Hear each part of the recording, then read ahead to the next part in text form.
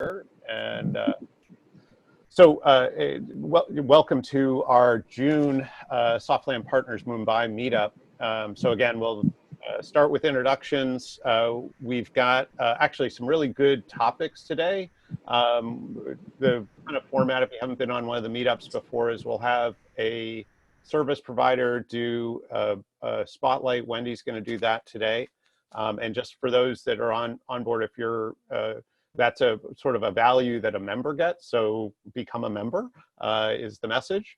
And then Ravi's actually got a good topic for us, and we're kind of changing. If you were on the last one, which was our first one, we had a trade and investment organization give a spotlight, sort of what Wendy will be doing, just a 6-minute overview, but we thought it would be more practical and actually more valuable if instead, as we have a trade and investment organization, sort of share a topic for discussion, or something that they're looking to help either their ecosystem with, or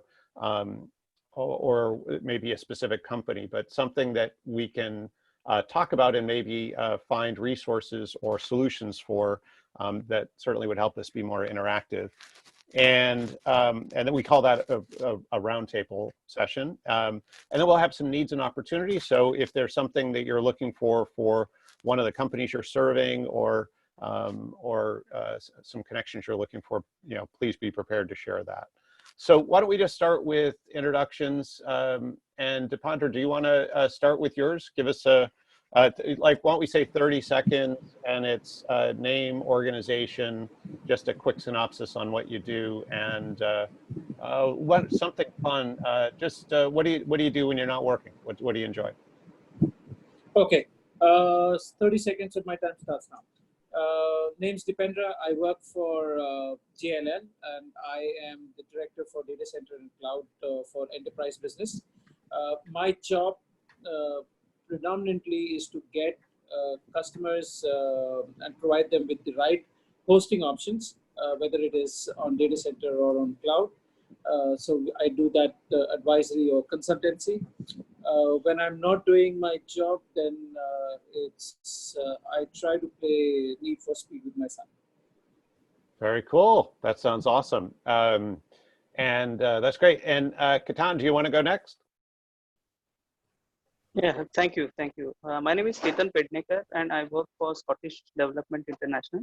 We are a trade and investment agency of Government of Scotland, and I help Scottish companies, Scottish energy companies, to trade in India.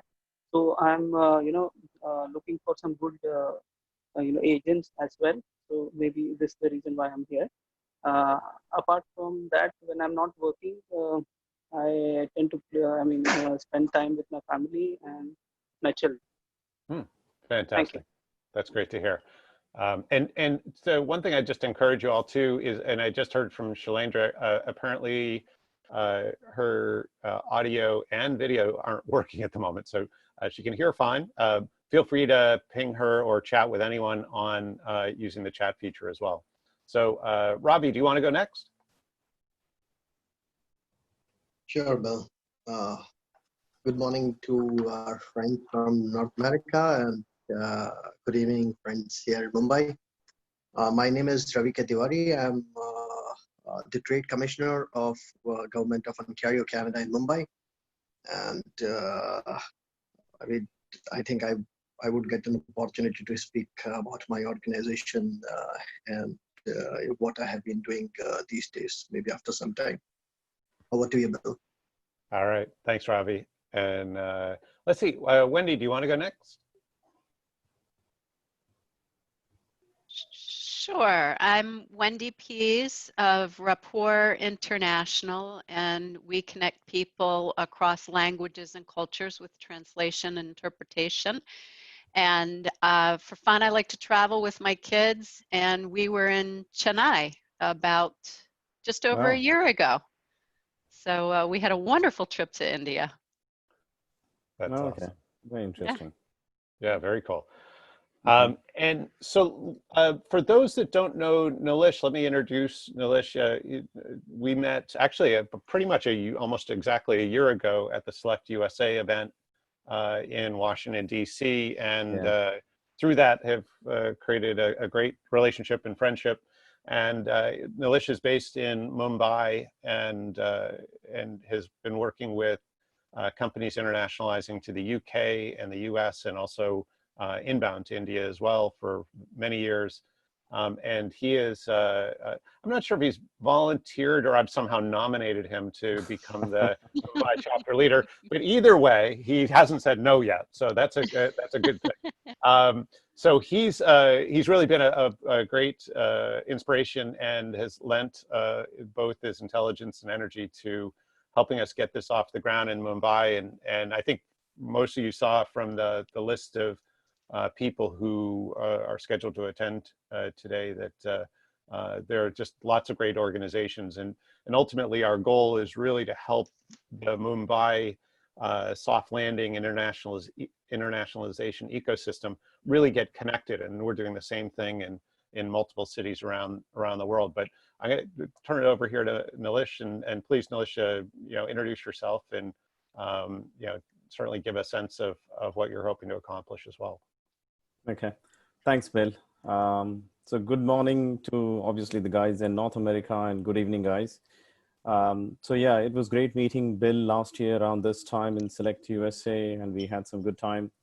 And the idea that formed now, I mean, we discussed then, it's taken shape now. And I think quite a few cities have done exceptionally well now, and we are trying to build Mumbai. This is the second event. So we have had, I think, 59 confirmations. Only a few of them have shown, but probably that could be due to many reasons. What I do is I essentially help fintech companies from US, UK, and from Canada in their market entry into India. And my international experience is I have lived and worked in London for 16 years. I had my own consultancy for 10 years, launched a bank and worked with bank and those kind of things. And then 5 years ago, in fact, I should change that now. So it's 6 years ago, I came back to India, and I'm living in Mumbai now, and I'm helping, as I said, international, especially fintech and healthcare, health tech companies in their market entry into India. There are some really good innovative companies trying to grab the Indian market share, especially given the huge population. I think this platform is helping me connect with some of them since the last meeting. And there are others that I'm looking to sort of capitalize both from India into the European market and US market, and vice versa from there into India. What I do when I'm not working, I like to watch a lot of movies.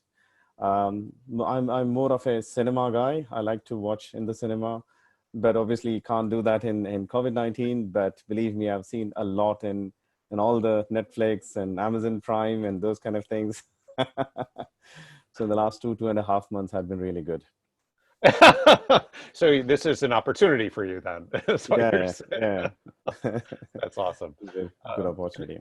It looks like Porvi has joined us. Porvi, do you want to introduce yourself? So we're just doing sort of name, company, and just a brief synopsis, and then also what do you enjoy doing when you're not working?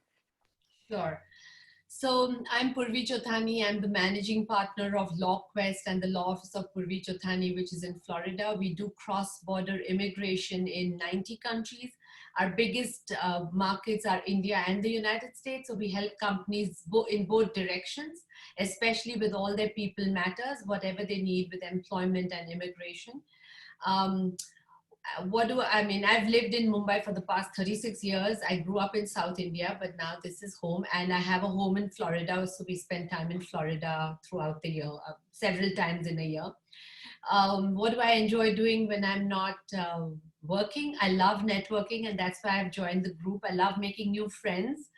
I love cooking, and I love traveling a lot. Well, and we see the stepper behind you. You clearly enjoy exercise as well. I do enjoy exercise. I mean, in the COVID, I've lost 6 kilos. Oh, right. Oh my God. And I mean, I sort of use this time, the hour and a half that I saved commuting, I put it to exercise and it showed results. Perfect. 45 minutes each direction to office, I put it all to exercise. That's wonderful. Yeah, and so many people have put on weight. So you're, I like that you're the outlier. That's awesome. Yes, thank you. Yeah, yeah. So Brilliant. we have a situation where in our house I'm putting on a lot of weight and my wife is losing a lot of weight. You're So taking everyone who looks at us, says, right, guys, asks me that have I been eating my wife? You're keeping the balance in the family. That's right. Yeah, absolutely. It's a net zero. That's perfect. Yeah. Yeah. Brilliant. Well, good stuff. Well, let me just take a moment and just give you a quick outline or overview of Softland Partners. Then we'll pass it to Wendy, and she'll do sort of a spotlight on her business. And really, our goal is to have folks from Mumbai doing these spotlights, but just again, because we're building up the network in Mumbai, we need to get folks on board as members, and part of membership is actually agreeing to a code of ethics and competence and professionalism. So it's actually, you know, beyond anything, it's making sure that folks are aligned in terms of commitment to market entry companies to be kind of in and on the platform. And then after Wendy, we'll pass it to Ravi and we'll get into a really cool discussion topic. So just to give you a quick overview on Softland Partners, as a sort of, as an idea, we're, I mean, very loosely a year old, and the website went up about 6 months ago. And then we started these meetups about 3 months ago. But the Softland Partners is very simple in terms of what we're aiming to do. We're really aiming to take all of the friction out of market entry or internationalizing companies and their connection to support organizations, so service providers and any other type of support organization that may help them in being successful in market entry. As we have a business that helps companies exhibit at trade shows in the US, and all of our clients, for the most part, are international, and all of them have come to us after having horrific market entry experiences, usually in the area of finding competent and ethical service providers. And so, and as we've talked to you all, all of our peers, we're finding that this is not a unique problem, and that it's actually fairly pervasive in terms of the challenges market entry and internationalizing companies have at connecting with really good and competent service providers. So we have a couple of ways that we're sort of looking to make an impact right now. We've got an online market entry marketplace where service providers have profiles and market entry companies can connect to them there. We also do these meetups. We're in 11 cities now, Mumbai, and then 10 others, including Moscow, London, Amsterdam, Sao Paulo, and then 6 in the US, San Francisco, LA, Boston, New York, Connecticut, and Philadelphia. And you're welcome to join us while we're virtual. You're welcome to join us in any of them. Wendy's in Massachusetts. I'm right now in Connecticut in the US. And so we certainly want to help with that. There are a variety of other objectives in our roadmap. But again, everything we're doing is really about how do we really improve the connection for market entry companies and internationalizing companies to competent service providers. And so everything we do will be sort of aligned with that. We do, and just one thing that you should know is besides these events and the platform, we also have a Slack community that is available to share needs and opportunities 24 hours a day, 7 days a week, and against or across the whole network. So it's very easy to find resources as well. So with that, and just so you know, too, we'll follow up usually within 24 hours with information from the meeting and information on the next meeting, and information on getting involved. So certainly that should answer additional questions as well. I would encourage too, and I see folks using the chat, please do that, and you can chat privately, publicly, whatever, certainly make good connections. Yeah, that's certainly a big part of this. So with that, I'm going to turn it over to Wendy, and really the objective of this part and what Wendy's going to do, we call it a spotlight. The idea is, you know, obviously we all have a chance to introduce ourselves, but then we want to highlight certain, not just certain service providers, but also certain industries and certain aspects of supporting market entry. Wendy's company deals with language and localization, which is, I guess, in what I see often is a forgotten part of the equation, but obviously a critical part in terms of being able to assimilate a business into a new ecosystem. So with that, I'll turn it over to Wendy, who's become a great friend, and she actually is coming on board to lead the Boston meetup. So if you need to connect into the Northeastern US ecosystem, Wendy would certainly be a real key person there. So anyway, I turn it over to you, Wendy. Okay, thanks. And yeah, the chat is going, and Shailendra introduced herself on there. So just so you make sure to see that. Fantastic. Okay, so I'm going to share my screen because I do have a PowerPoint presentation that I put together. And let's see, there we go. Okay, so yeah, this helps guide, and then you can see also, so it'll support what I'm saying when we go through. So our mission is really to unite people across languages and cultures, because if you know another language, you know that there's so much more to language. There's the cultural aspect that you have, and what guides us is we're really trying to achieve a peaceful and prosperous world. And you can see what our values are. We're all about connecting with all kinds of people, understanding what their needs may be, and making sure that we're providing information that is completely understandable to the audience.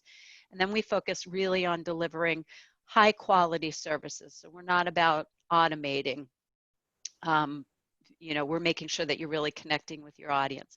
So these are our services, and rather going through them, what I wanted to do was highlight a client that recently came to us. And this was Joseph Gray from DR Metrics. And a little bit about the company is they're a high-end technology platform that consolidates all the consumer buying activity of consumer products. And so if a manufacturer wants to figure out what's selling well in Facebook or on retail or anywhere, they can get this data so they can start manufacturing those. So he was getting some email requests from China that he had been ignoring. And finally, when he connected with me on LinkedIn, he said, hey, I want to talk to you about either being able to reply to the emails in Chinese or a way to handle the calls. And so he said, how about, you know, how can I do this and how much would it cost? So we started talking more about it. And I said, well, can you anticipate the questions that you're going to get from these clients? Because there is a really good book by Marcus Sheridan that's called They Ask, You Answer. And you can probably boil down the questions that clients are going to ask into 5 questions. And so if you think about it that way, can you answer those questions so you can point them to a place that they get answers? And he said, yeah, I could probably do that. And then we talk through, well, once you've answered their questions, can they actually use your platform if it's all in English, or are you going to have to do something there so they can use it? And he said, no, once they get into it, they can use it and that will be fine. So we figured out what the questions would be. And he said, you know, this is such a great idea. I'm not going to do it just in Chinese. I am also going to do it in 4 languages. So he could capture more. So this is the kind of thing that we do, is we don't want to just, you know, if he had done answers to every email or telephone interpreting to answer every call, it would have probably, one client would have cost the same about translating a landing page and that would be, he'd be able to reuse that again and again. And so now with the landing page, he can build out from there, whether he wants to do social media or build out his website, but this gives him a way to track it. So we really like working with the companies. We have some packages that we work for people who are entering new countries where we can really localize and make sure the message is accurate. Because you know, if I write something for an American audience, it's not going to ring true the same as for an English speaking audience that would be India. So we can make sure that it actually works in the country. So with all the technology people out there, a lot will say, well, why don't we just use machine translation? You know, that's gotten so much better. And the professionals in our industry, and then even in the technology industry, they're saying, you know, it's fine for if you want to pop the email in and make sure it's something actually to do with business. But if it can affect your bottom line, increase your revenues, or it's going to put a risk in for your company, you're much better off still using a human translator. So why us? Just so you know, 100% quality guarantee. You know, we've been in business over 30 years. I've owned it for 15 years. We make sure that the people we're putting on it understand the language and the culture where it's going to be used. We've got an on-time delivery record, 100%. It's only been delayed if, you know, the scope of the project changes, if the client's a little slow on getting back to us. We price up front, we tell you what it's going to be. We've seen some competitors will lead you in with a lower price per word, but then they'll add a bunch of different charges onto that. And once we assign a linguist to you, we keep that person on. So we do linguistic matchmaking to make sure that you're getting a consistent voice and the high quality, because translators are just like writers.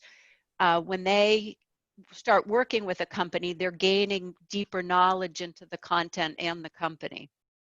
So as I mentioned, we have special incubator packages that can come with, you know, a starting website and a deck for investors and a brochure. So that's on our website. You know, you can reach out to me. And I'm looking for introductions to marketing professionals or CEOs who want to grow across borders. These are some of the companies that we work with. You can recognize some of the global names, and we go across different areas. And this is us. And I am extremely active on LinkedIn. That's my profile picture there. You're laughing, Bill. I'm extremely active on LinkedIn. We put lots of stuff on there about translation mistakes, cultural understandings, where there's a word in one language where there might not be another one. We just did one, it was a German word, and I think it was Kummerspecht. I don't know if anybody knows German, but it's talking about that eating that you do when you're bored. So Nilesh, as you're watching your movies and you're eating that extra food, well, you're not bored watching movies. So maybe it's before you start the movie and you start eating. There's actually a German word for that. They have another one that literally translates into grief bacon. And that's the eating that you do when you're sorrowful or you're sad. So if you like that kind of language stuff, follow me on LinkedIn. We're putting something up every day, so you enjoy it. And my email's down below there too. So if there's anything I can ever help you with, I love being a connector. I'm outside Boston. If there's anything I can do to help you, feel free to reach out. Actually, Wendy, Kelly, my wife, and I were talking about your word of the day actually today. So it is something, you always have a really fun word of the day. So yeah, it's good stuff. But thank you so much. That was fantastic. And definitely appreciate you sharing all the cool things you're up to. Oh, thank you. Yeah, and I forgot to mention a couple of things. One is that my bookkeeping firm is based in India. They have an office here in the US, but all the work is done there. So I've been promised a wonderful trip if I make it back up to northern India. So if I do, I'll certainly stop in Mumbai and try to look you up. And the second thing is the Slack channel that's here for the Softland partners is starting to get going. And I'm in a different Slack channel for a different business owner group. And it's been fabulous when people post in there what they're looking for. So I'd love to see an increased activity in that. So I invite you to join that and participate. Perfect. Oh, that's awesome. Thanks, Wendy. Thanks, Well, Wendy. good. Let's When- hop over to Ravi. And so first let me just introduce Ravi. So yesterday, it was really great to spend some time on the phone with Ravi, and we had a real interesting conversation. For those of you that aren't familiar with Ontario, Canada, I'm about, I guess, probably roughly about 8 hours south of, maybe 10 hours south by car of Ottawa, the capital city, not just of Ontario, but of Canada. And it has cities like, Ontario cities like Toronto, which probably many have heard of, and also Waterloo, which is kind of the big tech area of Canada. And so they're doing some really cool work, and Ottawa itself is an amazing city. It's one of the prettier cities you can go to for sure. But Ravi, do you want to kind of introduce more about what you guys are up to, and then kind of lead us into the discussion topic that you've chosen for us today? Yeah, sure, Bill. Thanks. And thanks for that introduction. My jurisdiction, I think it helps. I for today's, my participation, I wanted to be more of in a personal capacity rather than, being in official capacity and talking about, giving that how, where we are, what we have been doing officially, and my engagement with the stakeholders in India. So I wanted to more of, my understanding was of more, this is kind of an informal discussion with like-minded and the personalities of and professionals of similar background. I did not mention about, that what I have been doing if I do not work. So typical life of a foreign service officer these days is to assist stranded, citizens, and are coordinating efforts to sending them back home. And some of my colleagues are literally not sleeping. I mean, 2-3 hours, we have been working around the clock. So we don't really know that what we do when we do not work. So it's these days, last 3 months, we have been actually doing more work apart from your typical, mandates for trade and investment promotion agencies. So again, I'll not have to get into that, all of us understand that what a trade and investment organization do. So some friends for friends from India, I would like to share that, unlike India, some developed countries, they do send their representatives abroad. I mean, from state government, provincial reps also, and representative from city and municipalities. They do have that sort of budget in municipalities in North America and Europe. So for example, London and Partners, they do have office here. Have a friend online from Scotland, I guess, today. So similarly, I represent province of Ontario, as Bill mentioned. We are seventh largest in terms of GDP in North America. In terms of Canada, to know about Ontario, we are 40% to Canada's population, and we contribute almost 50% to Canada's GDP. And if you see that our engagement, I mean, Ontario and India, that more than 50% of Indo-Canadians just live in Greater Toronto area, and more than say 60% companies are investing in Canada. Their headquarters is in Ontario. So in terms of sectors, quickly, I mean, because we really wanted to, I really had a few thoughts to discuss with you all. Therefore, I would like to tell a little bit about that the sectoral strength we have. So in terms of our investment promotion efforts, we are the second largest IT cluster. Bill mentioned about Waterloo, Kitchener. We have Toronto and Ottawa, three super cluster of IT, what we call it in North America. And it's in this Waterloo, Kitchener, and Toronto corridor. It's second largest after Silicon Valley. In terms of density of IT companies as well. We have been number one, automotive. I did tell you this, Bill. I mean, it would be a little boring for you. I did mention that. I do not know whether you were aware of this, but I always like to tell about this to our Indian companies, because the Indian investment, if you see in automotive and auto components in North America, it is most going to Mexico. Companies here, even they have done their feasibility analysis, they're not aware that we have been the automotive leader in North America. So it's a unique, jurisdiction where we have capability of manufacturing as well as IT, and we are considered there for economic engine for Canada. And there are other sectors too, but these are the two important sectors. And in terms of trade, apart from ICT, automotive, pharma, we have focus for infrastructure, especially these smart cities and all the developed countries. I think there's R&D and innovation. So this are capabilities in terms of anything related to tech, AI, IoT, the companies working for smart cities, life sciences, medtech, so and so forth. So that's about kind of my work. And I think what is happening, and I really wanted to discuss and wanted to understand that, what my friends from the industry think, that, that one of the, how I see that going forward for the trade and investment promotion agencies, that there would be substantially, budgets are going to reduce the kind of amount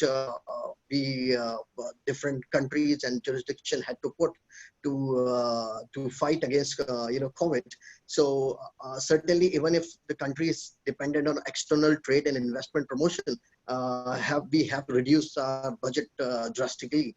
And we have to therefore use more of virtual channels to and will have to be innovative in terms of our trade and investment promotion efforts. So for trade, we have to see more of a virtual platforms. I think Nilesh also mentioned about that you have been working for fintech and other tech companies. So how could we possibly create that tech virtual accelerator programs for startups from abroad and foreign companies which can cater into Indian market? And one challenge I see there, that especially for AI, IoT, and companies which are serving to smart cities, these tech companies, foreign companies, they certainly are not able to sell to Indian government.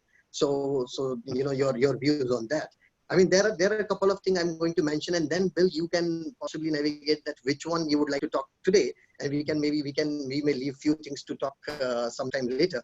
And in terms of investment, how we could possibly use that platforms are AI, AR, VR technologies to do that virtual site selection for our investors from this region, or maybe from different regions, because all these greenfield investment companies are not aggressively pursuing their projects. I mean, that there would be, this is what we are hearing, that there is going to be hold for most of the investment projects. So how can trade and investment promotion agencies can be more innovative in terms of using technology, and can follow with their customers?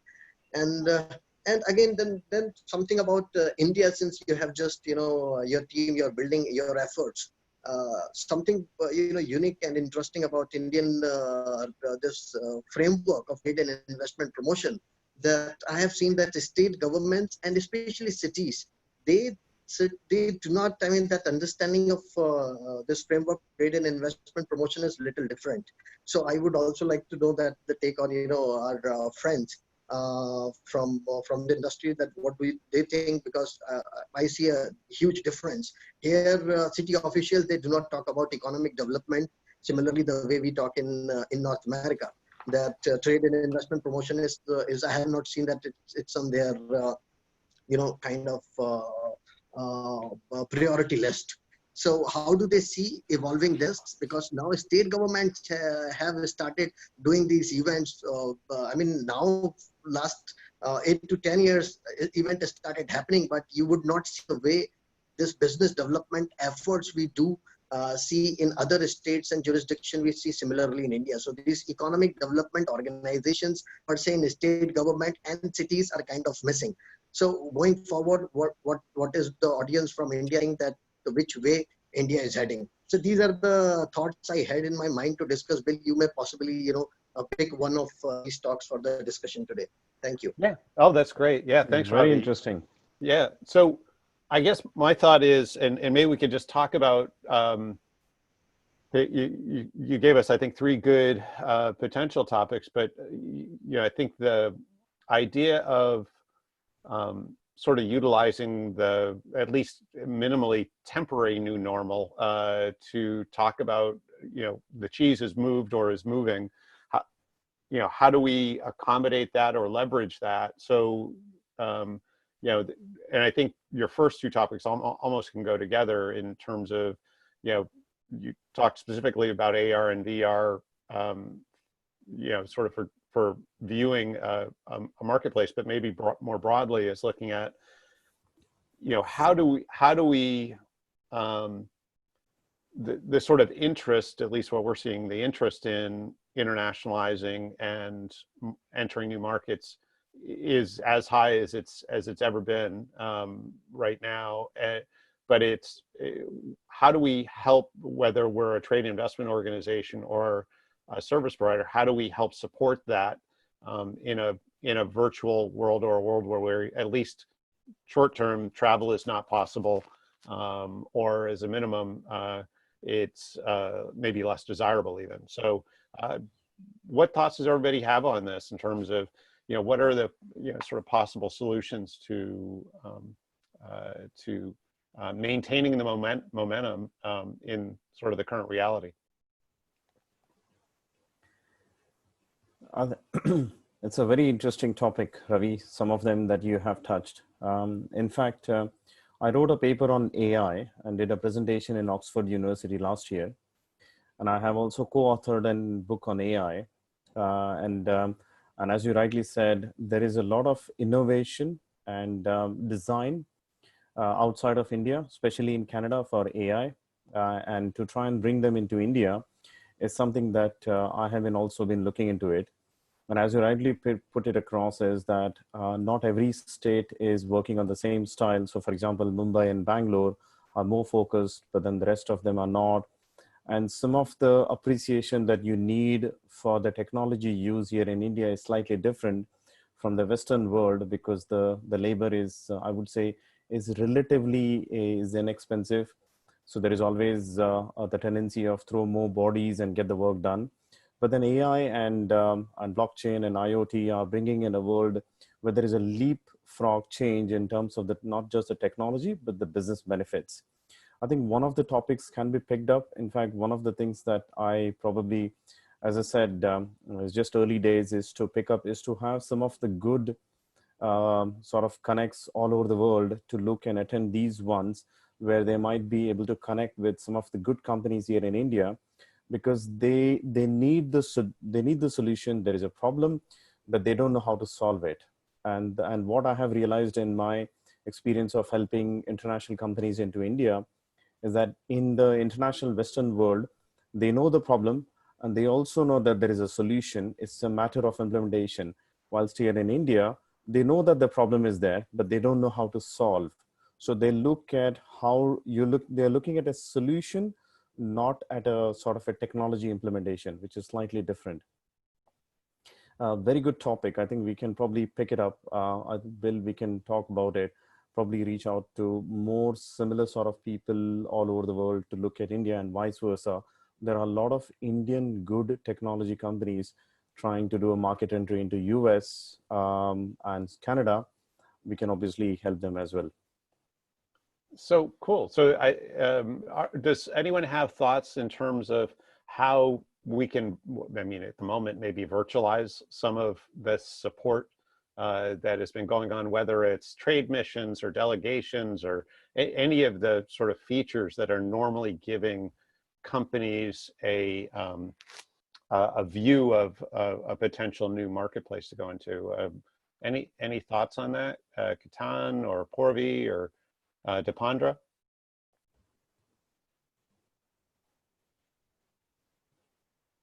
No one likes to get called on.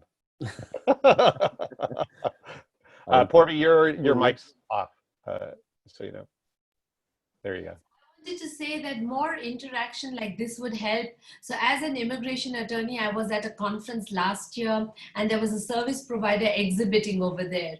And they tried so hard to sell me a bot, right? That's artificial intelligence, right? So that bot can go into my documents, pick up dates, alert us about expiry dates, etc. Now, till Friday last week, I said, oh, I can get somebody to do it for me. And, you know, human resources are not so expensive, like Nilesh said. But Friday, we found a glitch in our work. And we decided now that we're going to share a bot with one of their clients so that at half the cost, I'll have technology tracking dates because we missed a date which had a critical impact on a family. So I think interactions like this with people who know are important, because the people like us who don't know, we don't appreciate it until we really hit a roadblock or face a problem. So Nilesh is right.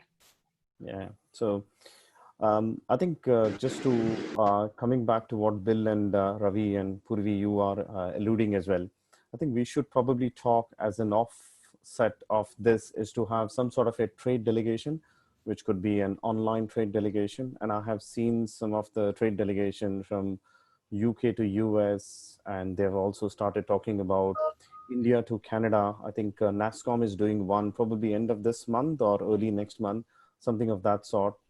So something that we can also look at, especially the ones where the technology is the key, is the emerging technology where they don't have to have a physical market entry. They can still be in India and vice versa. They can be in US and Canada and do a market entry into India. And that's where the whole new norm is. In fact, after our first event, I got some of the messages on LinkedIn saying that this was originally supposed to be a meetup in Mumbai, but they said that let's continue this to be an online because this is good. And even if things do open up, what they were saying that let's continue this to be an online, because then you are able to connect with everyone globally. So that's the message. Well, maybe we do both. Maybe not either or. It's we can always have global meetups, and in fact, we do. So no, that's good. Good. And Dipandra, it looked like you were going to say something as well. Yeah, I mean, look, data is the new oil, as they say. So the more the companies that come in, better it is for me.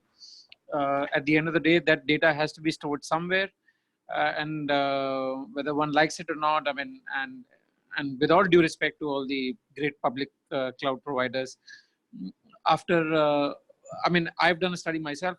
After 5 or 6 years of usage, they tend to become expensive, and that's when it becomes all the more important for you to move over to a private cloud infrastructure. In fact, VMware did a study on investments into private cloud, and it's quite a comprehensive study. They interviewed a lot of CIOs, and they said that while the initial setup costs for a private cloud is on the higher side, but over a period of time, they get the level of security that they want.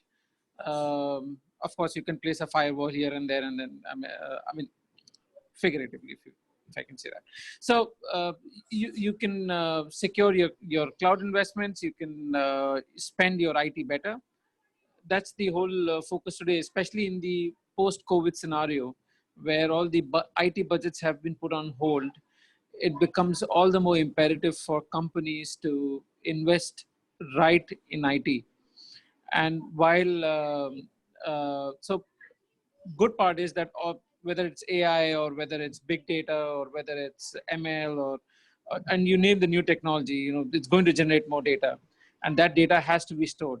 Some of that data is going to be critical in nature, because then you will be doing some level of analytics on it to see you know, what can solve a problem. Like Puri was pointing out about the need of getting a bot to ensure to find those difficulties within the document.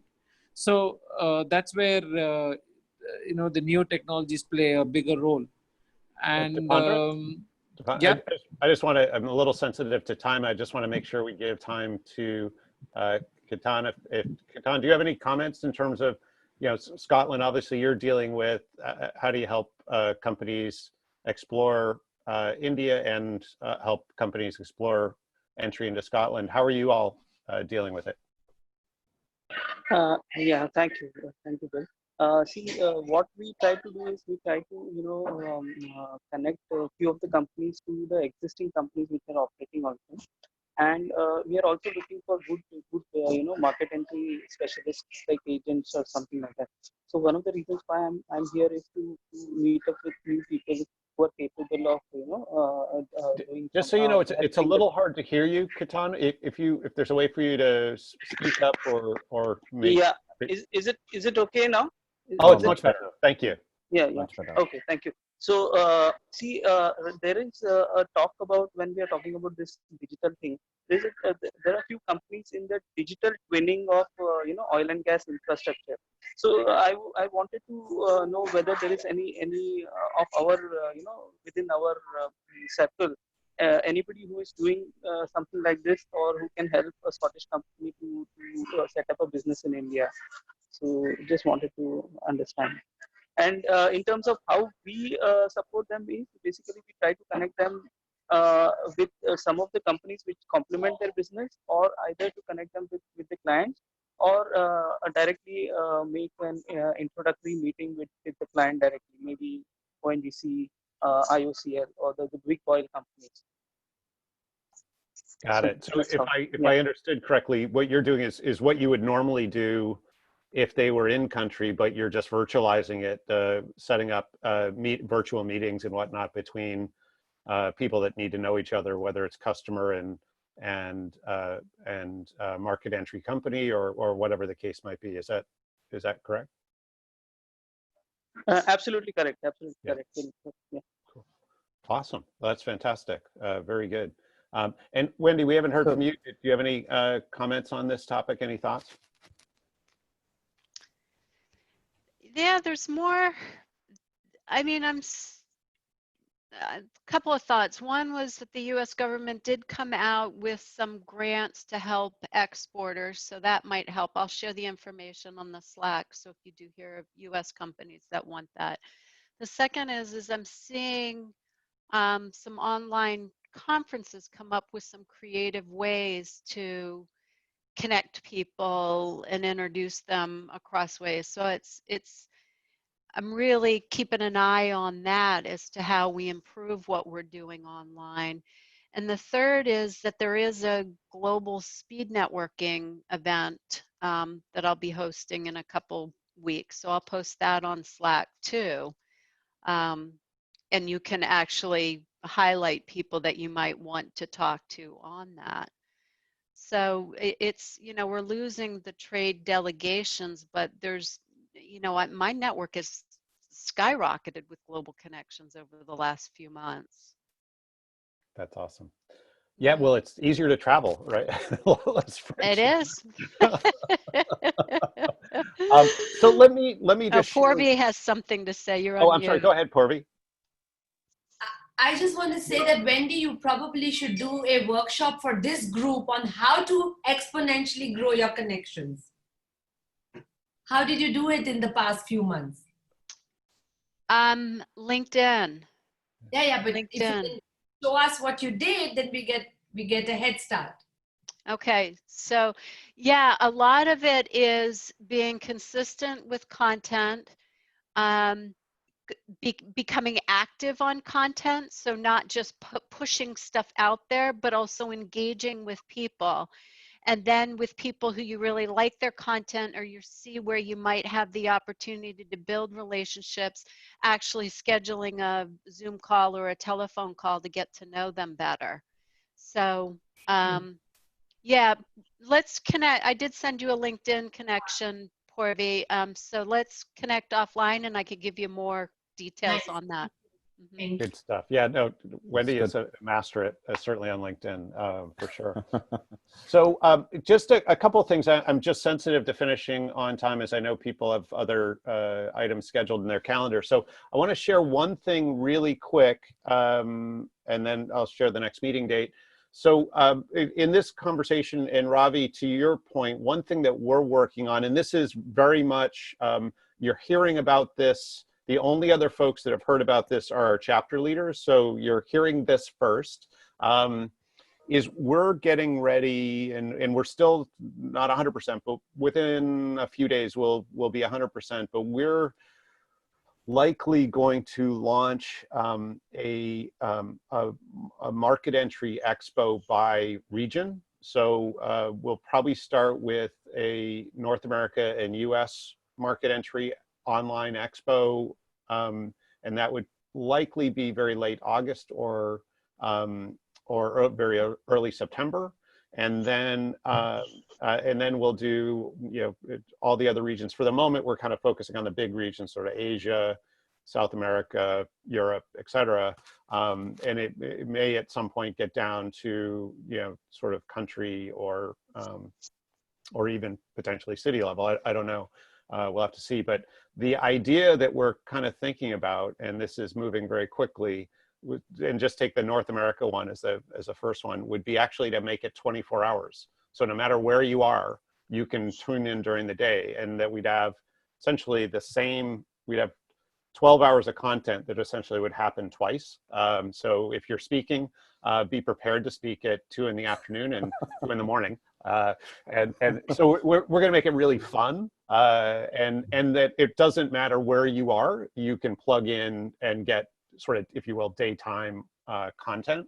And you know, I think it's what we see in a lot of this internationalization is, and I think particularly the arrogance of the US, we ask people to sort of come to our time and to our language. So I apologize, I only have one language, but I can at least affect time. I'll deal with what I can control for the moment. And so in any event, just I'd love any feedback or ideas on that. This is I would say it's even, you know, it's a very nascent idea, but we're going to move quickly on it. Oh, it's one of the real pleasures of the online space is we can move quickly, and we know the event space, so we're very comfortable there. So with that, I'm just going to share the next meeting is Monday. Oh, I'm sorry, it's Wednesday, July 8th. So same time, 6 p.m. Mumbai time. So let's look forward to that. For those that haven't gotten involved or joined yet, we do invite you to come once as a guest. After that, we very much want you to be a member, either as a service provider or as a partner, and partner our international trade and investment organizations, either industry or government, and then service providers are pretty much everybody else. So yeah, we certainly want you to be involved, and part of becoming a member, as I said up front, is you agree to a set of standards, ethics, competence, and so on, and professionalism. So that's only fair to everybody else, that they're surrounded with people that are so committed, is the idea. But it is 7 p.m. your time, 1900. So sensitive to that. We're happy to stay on for as long as people want to chat. It looks like Dingday just joined us. You're coming in just at the end. Do you want to take a second and just introduce yourself? We did quick introductions, our name, our company, and, you know, like 10 seconds on what we're doing. Earbuds. There we go. Yeah, sure. Hi, folks. Yeah, I misread the time, so sorry I'm a little late. Yeah, so this is Digvijay here. So I represent Invest Advisors. We are into strategy management consulting for small and medium enterprises. So we would like to associate with each of you for your transaction or management, core management, growth issues, or touching topics like sustainability. How do you involve in terms of what is the way ahead for the market, and what is the response to the new world in the post-COVID order, and so on and so forth. So Super. yeah. Well, you're in the right place. With that, if you do need to go, and I see that a couple of people are saying on chat they need to go, please do. We'll catch up with you soon. If not, there's other topics you'd like to talk about, we're, here, we'll hang out as long as folks want to, or until my next call. So, is there anything else that would be helpful? Anyone wants to chat about? Throw it out there. I'm going to say goodbye, and it was nice meeting you all. So I hope to see you again soon on the next event. And come to the Boston meetup. Yes, love to Yeah, have you. definitely. I'll join, Wendy. I'll definitely Okay. join. So I'll Thank reach out to you. you. Thank you. And Robbie, you were Likewise. I'm sorry. Go ahead. Bill. Thank you. Goodbye. Thank you. Thanks, Conrad. Nice to meet you. And Robbie, go ahead. No, but I mean, I wanted to know more about your event. I haven't heard of, Market Entry Expo. So maybe on your next call, or maybe you can send an email that it is really interesting. Sounds interesting. Something I have kind of not seen.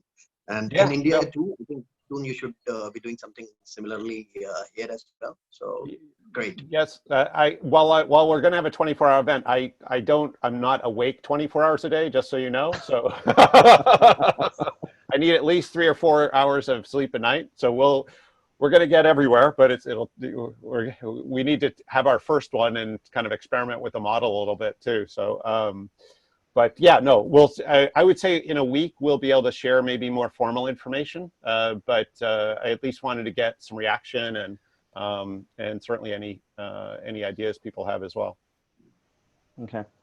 Digvijay, just for your information, we have the next event at 6 p.m. on 8th of July. So you can just make a note of it. 8th of July, is it? Yeah, this time I'll make sure it is 6 p.m. So I don't know All right. how you missed out, because I think most of our communication were on the local time, like 6 p.m., but that's fine. I mean, things happen. All right, happen. Great. So nice touching base, Nilesh, Bell, Ravi. All right. Good. So nice to meet you. All right, okay. Thanks, guys. Okay, I bye-bye. also have to go now. So let's connect Bill offline, and thank you very much for everyone. Let's meet up again on 8th July, 6 p.m. local Mumbai time. All right. Everybody stay safe, and please let us know what we can do to help. Yes, Okay. definitely. Sure. Right. Bye-bye. Thank you. Bye now. Cheers. Bye.